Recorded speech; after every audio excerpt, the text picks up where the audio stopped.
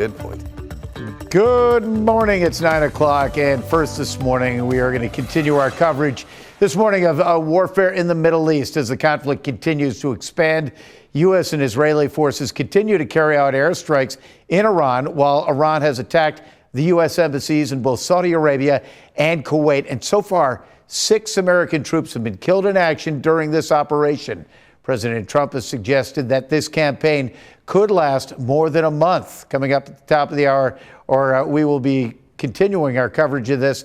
And while the president says the operation could last 4 to 5 weeks, some local experts believe there is a chance things could go wrong. We talked with one political science expert from UB who says the war could actually drag on. Dr. Carla Martinez McCain from UB's political science department says that this could drag because there are multiple goals with the war, both to end the nuclear program and the regime change. And she says she's surprised that the United States and Israel decided to strike while negotiations were ongoing. She also says this is something that Americans should be paying attention to, especially since now 6 Americans have been killed and hundreds of Iranians as well. Dr. McCain said, and an expert from the Buffalo State University says that this could have repercussions. What we knew was that the U.S. was engaging with negotiations in Iran, trying to get them to dismantle their nuclear program.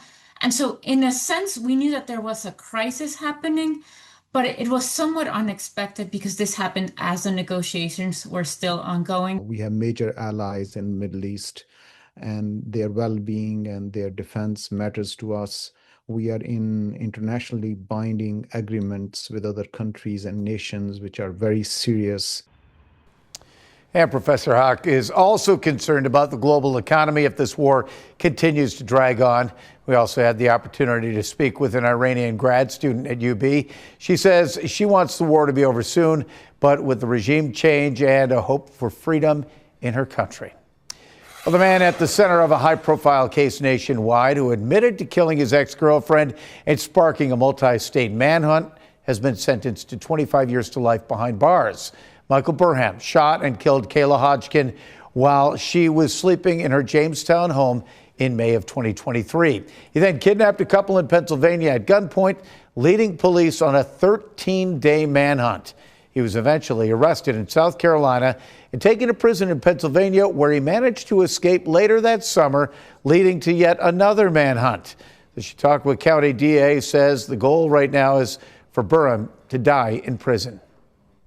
The extensive amount of harm that has been caused that will last this family forever, and it probably will go on to the next generation. Just children that are still suffering because of the trauma that they experienced inside that home when their mother was killed as they were all asleep. The trauma of losing your loved ones, not just your mother, but your 3 siblings with whom you've lived, and you have a family. What Colin had to say himself in describing what it was like to try to protect his younger siblings when he was so afraid himself.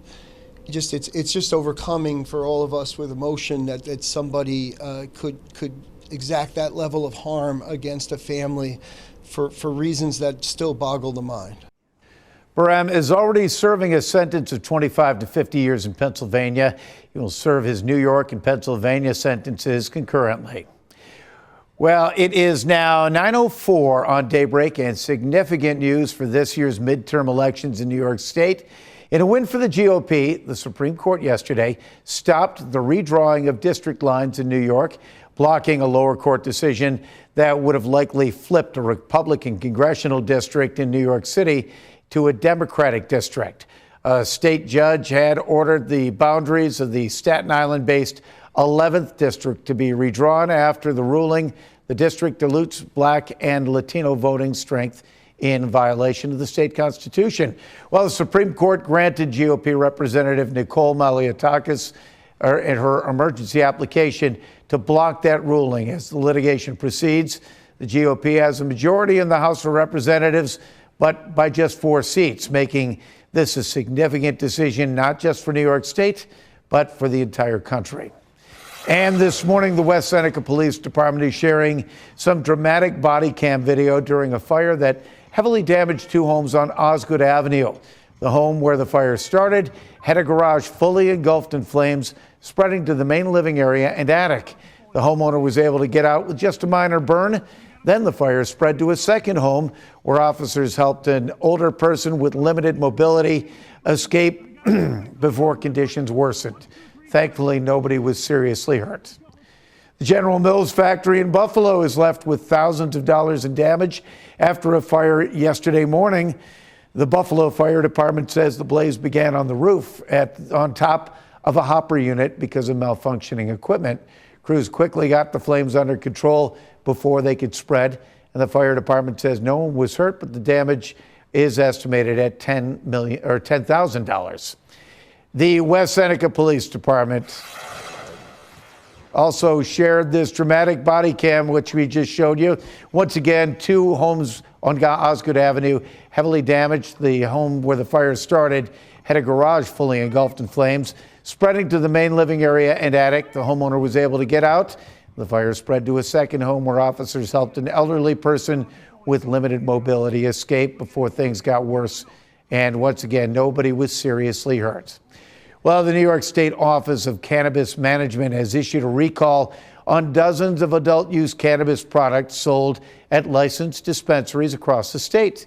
The state says a testing lab reported unreliable results that did not meet safety standards. In total, 55 product lots were impacted, including 54 with incorrect results for a potentially harmful mold and one with inaccurate testing for the heavy metal cadmium. Anyone who purchased the products can return them to the dispensary, even if they've already been opened. You can find the full list of recalled products at WGRZ.com. A new restaurant is getting ready to open its doors in downtown Buffalo. Hencraft is planning a ribbon cutting ceremony for next Wednesday, March 11th. The fast casual chicken restaurant from the Patina Group features chicken sandwiches, homemade lemonade, and even some gluten-free options. You can find it across from Delaware North's headquarters on the corner of Delaware and Chippewa next to Starbucks. All right, time to check in with Patrick and see where those clouds are this morning, because I know few sprinkles are in store for us, right? I think that's what it's going to be, Pete. Yeah, you're right. We've got a little bit of light rain trying to move in. Basically, we're going to get kind of skirted by a few rain showers this afternoon. If not much falls, I wouldn't be surprised. It's just going to see a thickening cloud deck. But right now on radar, nothing really looming. We had a little bit of ice move through and move out. That was down across the southern tier. So I think we're going to see a partly sunny sky. We'll thicken the clouds up with perhaps the chance of a little light rain. There's some of that ice moving through Wellsville and Olean moving out. So future look does want to bring in a chance of some showers close by mid or late morning into the afternoon. But again, I would not be surprised if some of this completely misses. Even Buffalo to Lockport to Wilson, I think this is a better chance south of the city. But again, just a heads up, there could be a couple of raindrops, light at best. Tonight, mostly cloudy. There might be a little fog. And then on Wednesday, some partial clearing as we head into the afternoon. And that will allow temperatures today to go to 40 and then towards 50 tomorrow. Areas in pink here are where we still have a chance of a little freezing rain or ice. So high temperatures today, right around 40. High temperatures tonight, or low temperatures in the 30s tonight, and then tomorrow we're going to warm up into the near 50-degree range. And then on Thursday, we bring in a chance of rain, probably certainly a better chance than today, and moderate rain at times, it looks like, especially later Thursday night, with a few showers lingering into Friday. Then another system for Saturday. I think the Shamrock Run will be fine, maybe a few showers around it. It's going to be a mild day in the 60s on Saturday. Better chance of showers in the afternoon. All right, a light rain shower is possible tonight, cloudy with some patchy fog, and then for tomorrow, partly sunny. Long range forecast, there we go, 50s by Friday, 60s on Saturday. This is for the top is Buffalo, Niagara, basically Erie County north. To the south, we have the southern tier, 68, Pete, That's close to 70. It is close to 70. It is. I'm no mathematician, but I can figure that one out. All right. Thank you, Patrick. Well, stay with us. We're going to take a quick break, but more Daybreak Plus is on the way right after that break.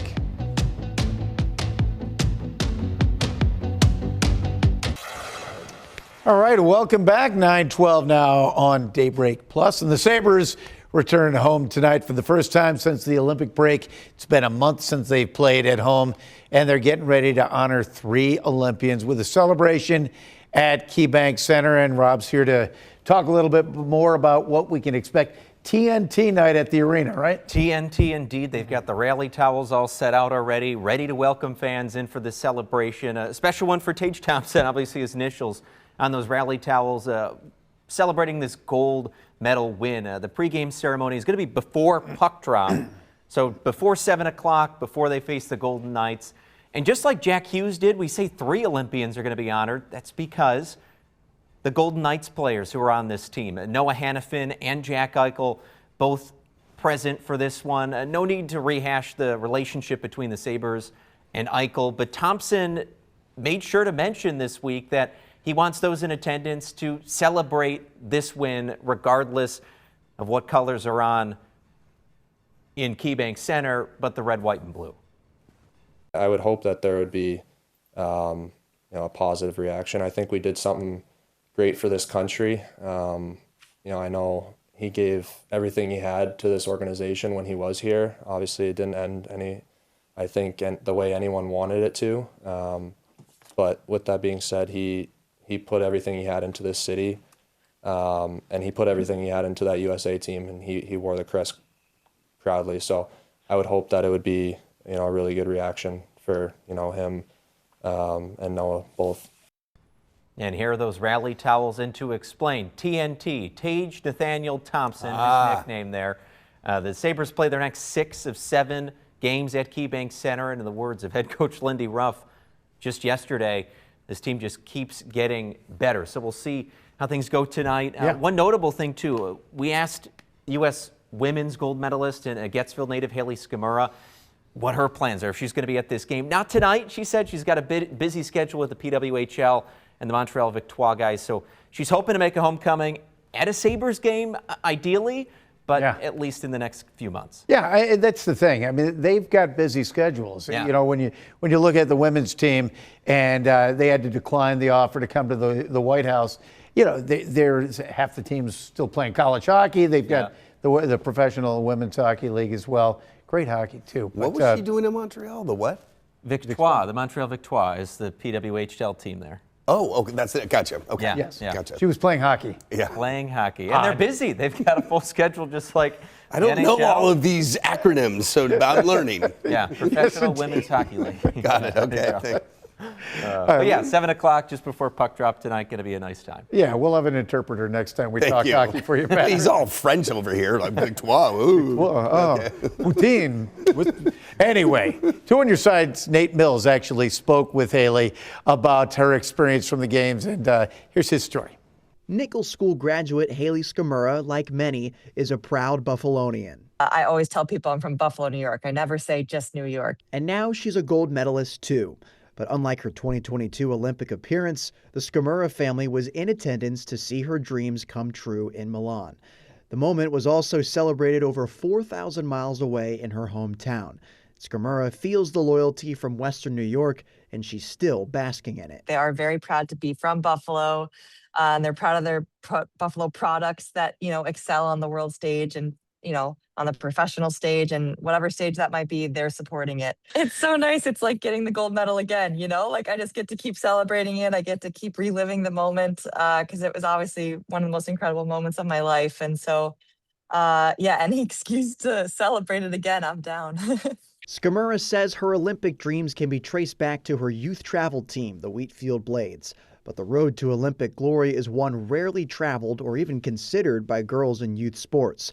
With her success, Skamura hopes to inspire young girls to dream big. I was usually the only girl on a boys team, and so it was hard at times. I was in a locker room by myself. I was in janitor's closets. I was in bathrooms, like getting ready for games, and it got lonely at times. That's like a huge motivating factor for me, to be honest, is to grow the women's game, especially in my hometown, because I love my hometown so much and I know what they're capable of, and I know there's so many girls there who want to play hockey. And so if I can inspire any of them to continue playing like the sport they love, then I'm happy. On your side, Nate Mills, Channel 2 News. All right, we're going to continue talking hockey and acronyms, but you stick around. We'll be right back after this break. I'm learning.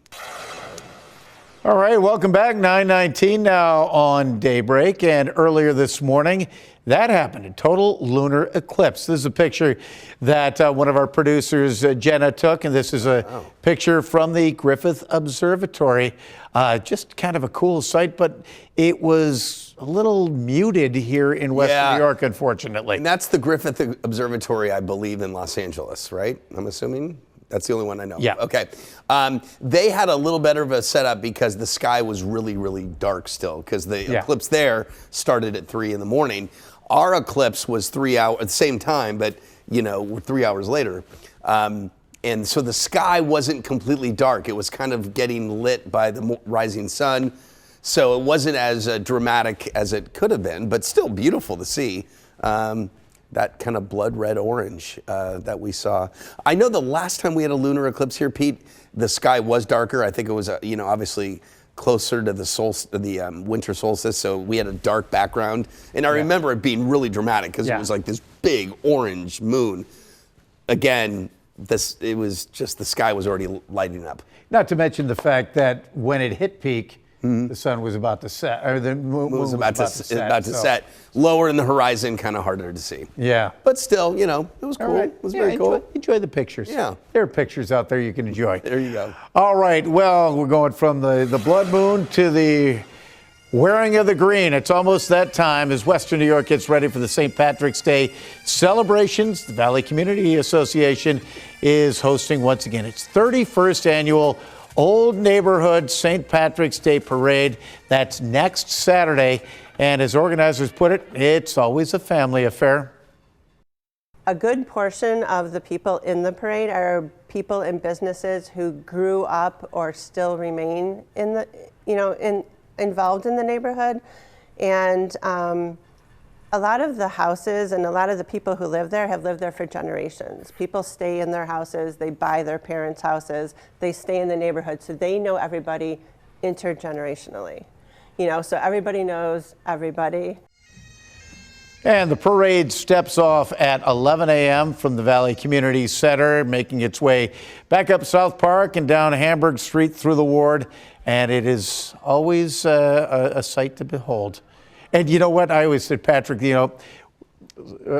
my son's girlfriend was kind of considering whether she's going to march in the parade or just stand on the sidelines. I'm like, if you stand on the sidelines and watch the parade, you're missing the show. Because the show is when you're walking in the parade, and the parade is really the people on the side. 100%, right. You get to see all of that as you march through the old neighborhood. And it's a nice long parade. I mean, it kind of weaves in and out, and I love it. It's got some length. And it just pays tribute to Buffalo's history. It's all the families with their banner and walking through the old neighborhood. I call it the main St. Patrick's Day parade. Of course, they got the big one on Delaware Ave. But this weekend, by the way, if you want to get a jump start on the season, this Saturday is the Shamrock Run. And looks like, I think that's about is it an 8 or a 9 o'clock start? I know it's in the morning. I'd have to double check. We'll have to check. Anyway, from a weather standpoint, there's been some very cold Shamrock ones. This one will be a mild one.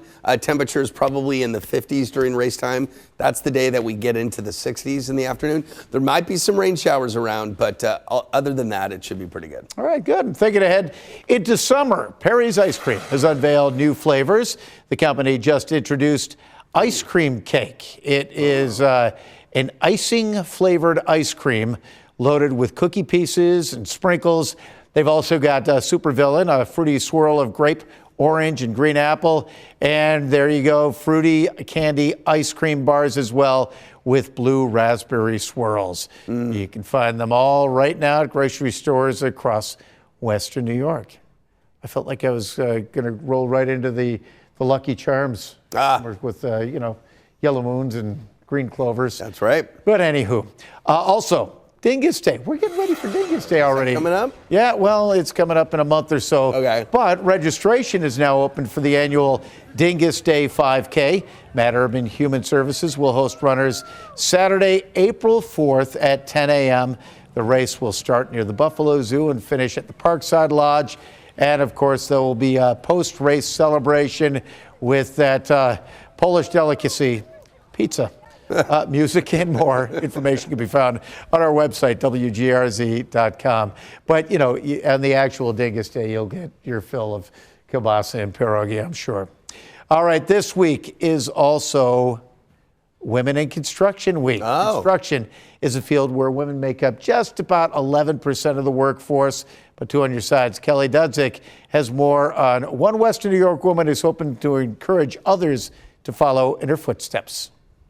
I got into construction by accident while I was going to school to be a social worker. Gina Turbot is a pre-construction support specialist at ARC, Advancing Revolutionary Construction. It's a career path she almost didn't go down. I was working full-time to pay my way through college and started really loving what I was doing and realized I would make more money in the field than as a social worker. So my volunteer efforts cover my social work needs. You've most likely seen several projects Gina has worked on before crews start working on site, from the new Bills Stadium to the Salvation Army Hope on Main project to ECMC. And again, to get here in her career wasn't a straight line. I took a 7-year sidetrack as a veterinary hospital manager before I went back into construction, and all of the skills I learned there are completely transferable to what I do now. This morning, members of the Buffalo Niagara chapter of the National Association of Women in Construction spent time volunteering at the Tool Library. It's a time to connect with other women in the field, which wasn't always possible when some of them first launched their careers. Never having sisters, I now have sisters. So it's really encouraging to me, and there's no reason that there can't be women out there, because do what you love. It's a trade. If you love working with your hands, if you love creating things, if you love being able to say, I built that, I helped build that to your kids or your family or your friends, then take pride in that and do what you love. It is a fabulous, high-paying field. There's opportunity for growth beyond what you can imagine, and now there's industries like NAWIC and other places where women can find friends and allies to help support them and raise them up. On your side, Kelly Dudzik, Channel 2 News. All right, and also the Erie County Fair is inviting the community to get creative as well. Applications are now open to design and build miniature golf holes for this year's Fairway exhibit. It's open to classrooms, clubs, businesses, and community groups, with each team creating a hole themed around agriculture or the fair. We've had some fun holes. We've had Ferris wheels that have been 4 feet tall. We've had cows with their tails wagging. So it's been pretty impressive to see the creativity that comes. And applications are open until March 13th. That is next Friday, but space is limited. Tell me, how would you design a miniature golf hole? Well, like every hole, even at the Masters, there's got to be a clown face at the end. Yes, exactly. Right? You see that at Augusta. I think it's hole 16. Hole 16. Yeah, the famous one with the bridge, and then there's a clown face, and then you got to shoot it into its mouth. Exactly. That's the hole in one. I thought you'd have like an anemometer in front of the hole. Oh, that's too obvious. And then it'd have to hit a loop and into the cyclone. Yes. Oh, okay. I like that. And then it skirts across, I know, like a miniature Lake Erie, but then somehow it hits something and then poof, a bunch of snowflakes fall out. So it has a lake effect element. I like where you're going with this. And it bounces off of the ice boom and then back into the hole. Yes. Oh, and then the fans of the windmills, Bethlehem Steel windmills blows it back, and then a southerly wind blows the ball back towards Hamburg, and then I know what it is. The hole is inside Hoax. There you go. You got to hit the bar at Hoax. Inside a frozen car in the Hoax parking lot. There you go. There you have it. All right. With that, let's take a look outside in downtown Buffalo, looking pretty good, and you can see some water on the lake. Yeah, there. and by the way, the lake ice is deteriorating, as you would expect in these warmer days. We're down to like 64% ice cover. Yeah. And I think in the next 10 days, we're going to lose a lot of ice because it's going to be on the mild side. 40s today, or near 40 today. This is a look at tomorrow, near 50. And on Saturday, we will have the first 60-degree reading since the third week of October 21st. So it's been quite a while, and that's a number I think we could hit on Saturday. So milder times ahead. Today, just a little light rain maybe. A better chance of rain, though, comes Thursday and then again on Saturday. And actually, you see water in that shot because the ice boom is on. back. Right, so right. It's not melting that quickly, but it will be getting warm. You get a lot of melting in the next couple days. That's true. Thanks for joining us for Daybreak Plus. Have a great day.